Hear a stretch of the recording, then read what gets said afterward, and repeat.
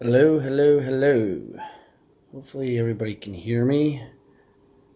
I don't know why I have such issues with my headset or phone, but we will move on into I don't think my headset's on. If anybody's there could tell me. I had my headset set up for this thing, but it just doesn't seem like it is on my phone. Um, but we'll go from there. We will see. I don't know. Somebody came on. Whoever that person is. Can you hear me all right? Let me know. Give me a thumbs up. Anything.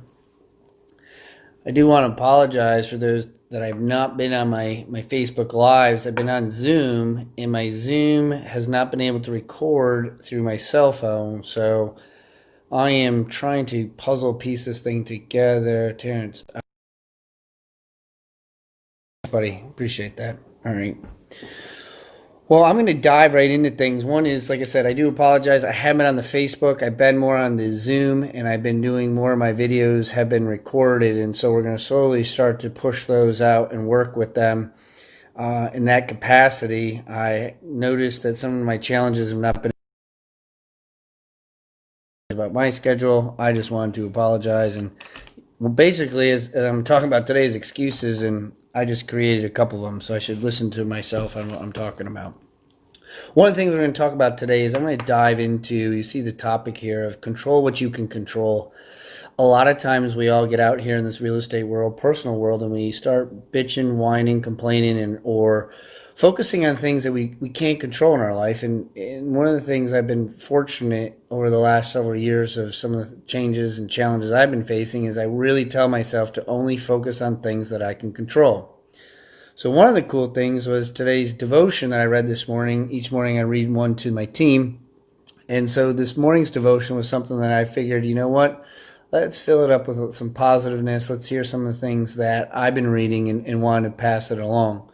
So I'm going to read to you the devotion. And for those of you that are on here listening in, let me know. Ask any questions that you have for me. I don't really care about anything. Feel free to ask me anything. And I'm just going to start the devotion and we'll see where things take us on controlling what you can control. The author is unknown on this quote.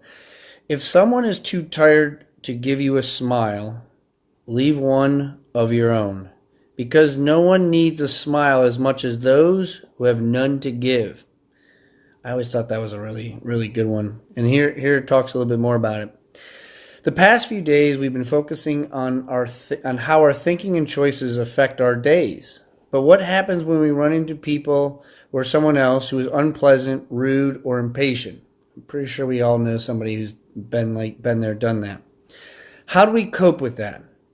The cliche, kill them with kindness, exists for a reason. When we are kind to each other, we kill that seed of anger or distrust or unhappiness that caused someone to act out negatively in the first place. We are all conditioned by what we know. I'll say that again, that's a huge one. We are all conditioned by what we know. I say that I'm going to stop there for a brief moment because many times in real estate or anything that I'm doing, I ask them about their past experiences and I say, did something take place in your past that caused you to be that way?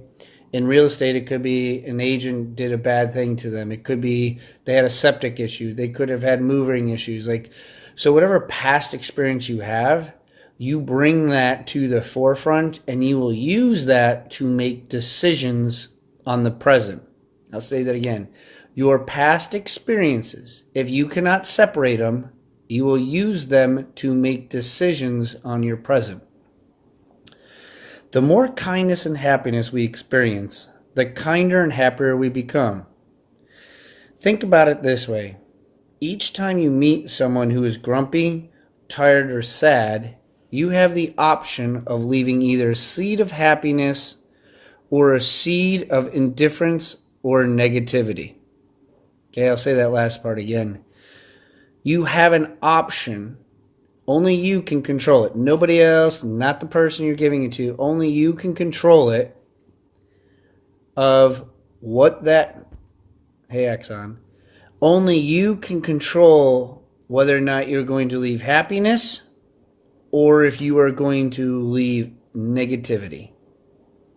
That's it. Nobody else. If you want to come up with some other excuse, it's BS. You're the only one that decides that and can control that. Whatever seed you leave will be part of this person's conditioning for all of time. If you ask somebody to talk about something of what somebody did to them, most of the time we will think of something negative, not positive. Why is that? Because our brains are controlled, or our brains are conditioned in that way. If you think about like, hey, what did that person do to you? You don't think of something positive like, well, that person gave me $10 and bought me a nice lunch. We think of, well, why'd you act that way? Well, that person did this to me, or that person attacked me, or that person said something negative to me, so I really don't like them. Like, I don't want to be around them. So our brains are conditioned to focus on something negative instead of something positive. And when we say certain things, that's what our brain remembers. And then continuing on, so the person's conditioning of all time, even if it's someone you met for only 1 or 2 seconds, that will take shape. You will remember that type of instant, that memory. What is best for that person? What is best for you? Amazingly, the answer is the same. Leaving a seed of hope or happiness or a smile is the best you can do. Sometimes that's it. That's all you can do is give them a smile. I'm not going to get into this other side item right this second. Let me finish. It reminds us that the fact of what is all around us won't last forever, yet in the same breath, it reminds us to dance and smile and to celebrate. One of the things I'll tell you this, if those of you are writing things down and listening in, remember Eric Thomas. He's one of the motivational speakers I listen to. And right now, I pretty much am listening to him at least 3 or 4 times a day because I'm dealing with a lot of stuff and stress in my life and some decisions I've had to make. And I always look back at when he said, it reminds us that the fact that what is all around us won't last forever. And he says that because I use the phrase, pain is temporary, okay? What you're feeling right now is only a temporary thing. I lose a deal, I gain a deal. In athletes, it's I'm winning a game, I'm losing a game. Transitions and situations those just take place. You know, I'm in a relationship, it's going good, it's going bad. Is it always even keel? Hell no. And if you do have that, please let me know, because I love to be able to learn how that is. Because even with my kids, one moment I love them, the next minute I can't stand them. The one moment I got this going on, the next moment it's like, oh my God, how the hell am I going to get through this? So the issues around us, good and bad, are only temporary. And when Eric Thomas says pain is temporary, there's something good that's going to take place. Because if it was pain the entire time, then we're dealing with a totally different issue, and you probably need to get help if that is the case. And there are people out there who face those challenges.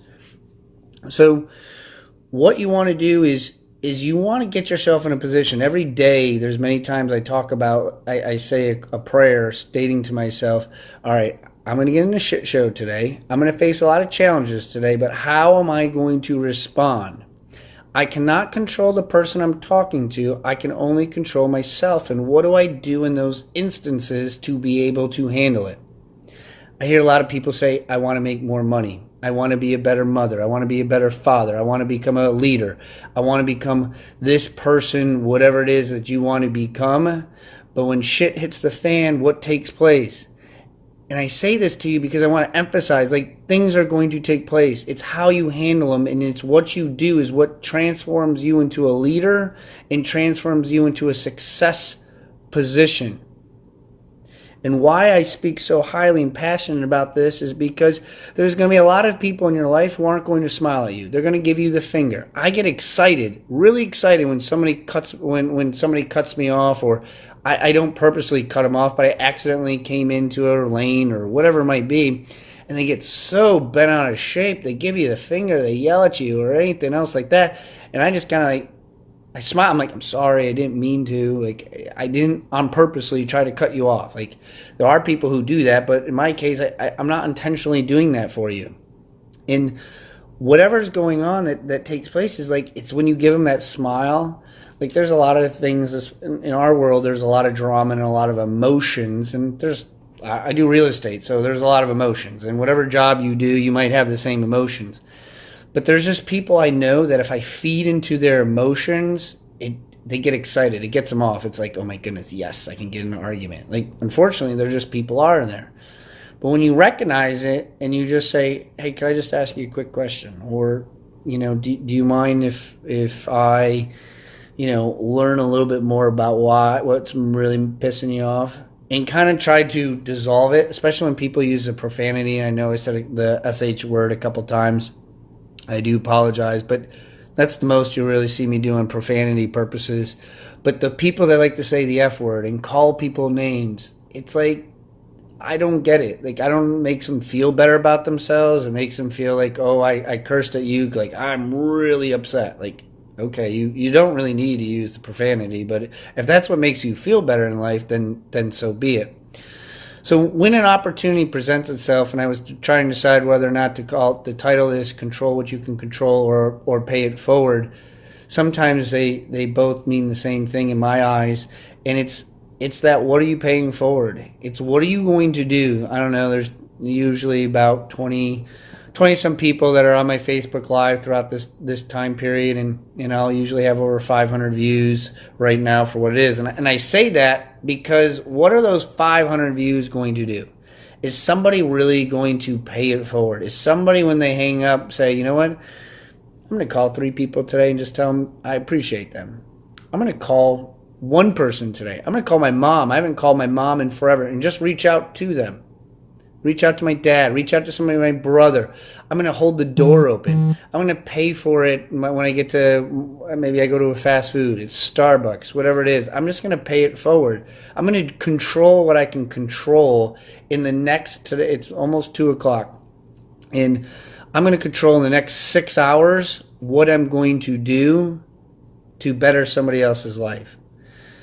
See, when you're in the coaching or training, you're not coaching to sabotage their life. You don't come up with plays and plans and different things to be like, hey, you do this, the wheels will fall apart, and this will take shape, and you will lose business, so I really need you to do this.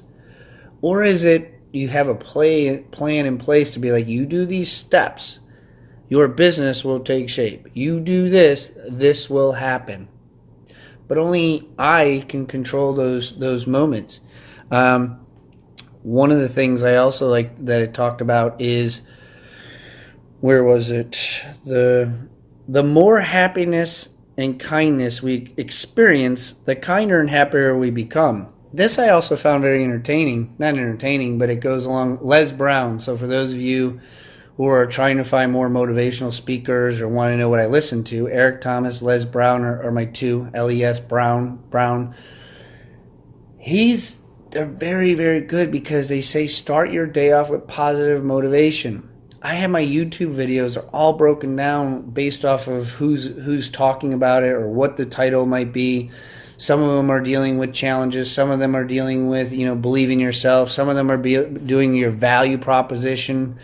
Guys, if you don't believe in yourself, if you don't have any value in yourself, how the hell are you getting up every day? And if you're not getting up every day, you need to get around people who have value, who instill it, who basically is bubbling over in their life, because it's going to only make you a better person.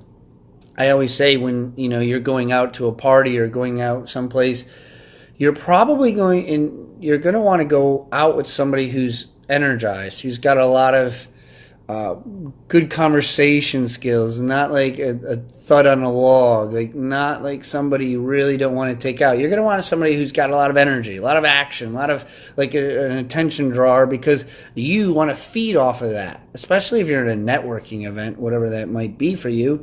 Like, you want to be around those type of people, the synergy. I say it all the time. I'm like, nope, I'm not dealing with that person. They have poor synergy. Well, Brock, why do you do that? Why do you say that? Like, you don't know what's going on in their life. I get it. And I'm not trying to say what's going on in their life is not bad. I'm just saying that when bad things happen in your life, that's when you got to work twice as hard. That's when you got to dig deeper. That's when you got to grow more. That's when you got to go outside your comfort zone. And when you get into that position and you're struggling, that's the people you want to be around. Because I'm pretty sure when things are well, I'm pretty sure when money's going well, your relationship's going well, your bills are paid, everybody's pretty happy. Okay? It's easy to be around those type of people. It's hard to be around people who don't want to step it up. And when you're around people who want to step it up, that's when things really start to take shape. So when it says the more kindness and happiness we experience, the kinder and happier we become. Well, in experience, it comes in two shapes. I'm either receiving experience or I'm giving experience. Okay? So those are the two things when it says to you, happiness, to be around kindness and happiness, to experience it, you will become it. You gotta give it as well as receive it. You want to be around people who are experiencing happiness because it will pour down to you. But at the same token, you got to give that experience. You got to give that happiness. You got to give those type of things. Steve Harvey used to say all the time in his videos. He's another person I listen to. Steve Harvey says, "If you think it, you become it." Okay, if you think it, you become it. So one of the things he used to say, I found it was amazing. He would talk about a quick side note on Steve Harvey. He came from a really, really tough upbringing, and he was very dirt poor, and he wanted to be a comedian. And every person told him he couldn't be a comedian, and it wasn't going to work out for him. And his school teachers told him that he would never amount to anything, and everything. He came up from a really tough, poor school, and his kindergarten teacher his third grade teacher did something where they had to speak in front of the class. Well, poor Steve Harvey was dyslexic, and he wasn't able to really read at all. And so the teacher put him on the spot on purpose because he had big dreams, because he wanted to be on TV. So he goes up to the front of the classroom, and Steve Harvey says, like, I want to, what I want to be when I grow up is I want to be on TV, and I want to, do whatever it was. But he wanted to be on TV. And no joke, and at least this is the story that I hear. So the teacher says to Steve, he says, well, Steve, don't you have to have a TV, though, in order to be on TV? Like, why don't you start off with something a little bit simpler than you wanting to be on TV? Because you don't even, you're not in a position your family's not in a position even to have a TV. And it goes back to the memory where it says, whatever seed you leave will be a part of a person's conditioning of all time.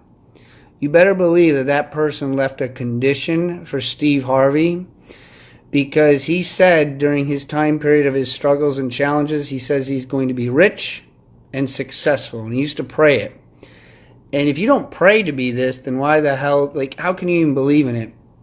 Well, every year, for the last 26 years, you know what he gives his teacher? Sometimes I get all choked up about it. He gives his teacher a Christmas present, and it's a big flat screen TV. And talk about putting it and just being like, here you go. Believe in me, or if you didn't believe in me, I believed more into myself to be able to do what I needed to do, and I believed that I could do it.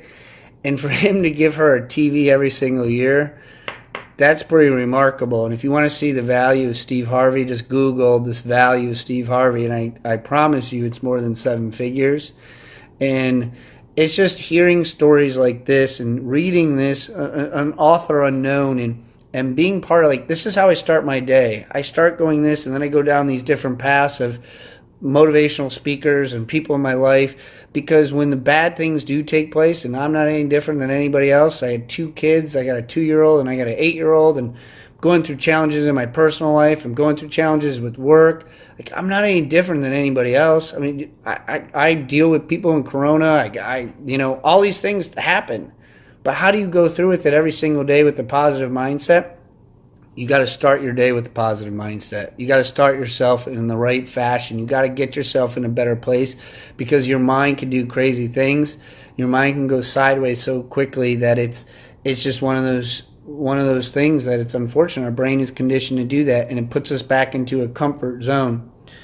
So I know today was a little different in what we were doing, what I normally do in the coaching, teaching aspect of things. Typically, I bring on a top producer, or I bring on a vendor, or I do a real estate type of conversation that comes into play. But today, I just felt the quote today and the devotion today of controlling what you control, pay it forward, do the right thing. There's a lot of things, unfortunately, in my life that I made some really poor decisions.